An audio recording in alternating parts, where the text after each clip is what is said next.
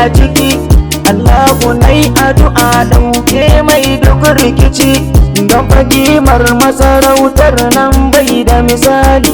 Shi yasa komai za ka yi ka kula da dalili, wato komai za ka yi tuna kimar shehu.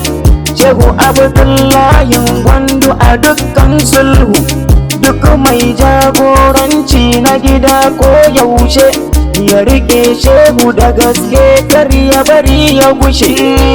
Hanyar shehu nake magana da tunani, fatan mu dukkan sarki rabbu ka mai sani. Da masarauta mai tarihi da tsafta, masarautar Abdullahi Gwandu ba wai ba.